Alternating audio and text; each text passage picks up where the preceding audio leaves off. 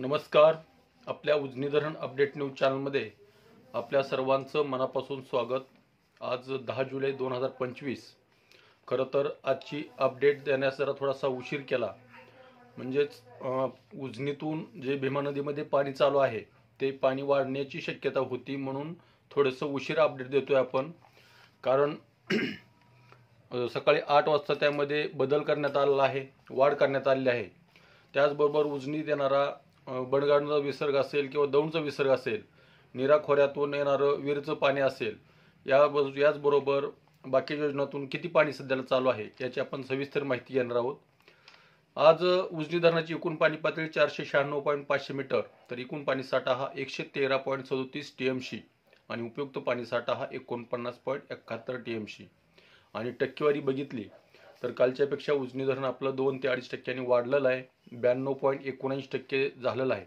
म्हणजेच आता उजनी धरण जवळपास 100% गाठेल. परंतु पाण्याचा बॅलन्स राखण्यासाठी अचानकपणे पाऊस वाढला तर पाणी वाढू नये, पूर परिस्थिती निर्माण होऊ नये, म्हणून उजनी धरण प्रशासन काटेकोरपणे बॅलन्स करतंय.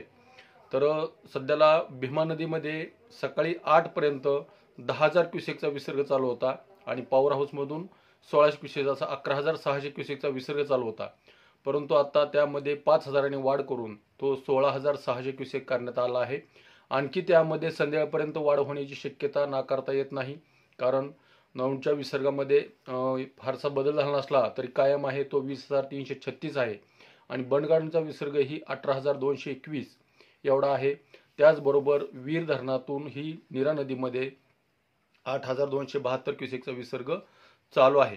त्यामध्ये पाऊस जर वाढला तर त्यामध्ये वाढ होऊ शकते. त्यामुळं उजनी प्रशासन येणाऱ्या पाण्यावर लक्ष ठेवून आहे. त्यामध्ये संध्याकाळपर्यंत आणखी किमान 5,000 तरी विसर्ग वाढण्याची शक्यता नाकारता येत नाही. तशी सूचना उजनी धरण प्रशासनाने काढलेली आहे. सध्याला कालव्यातून 1900 क्युसेक्स आहे, बोगद्यातून 900 क्युसेक्स चालू आहे आणि सेनावडा उपसा सिंचनमधून 180 आणि दहेगावमधून 80 क्युसेक्स असा विसर्ग चालू आहे.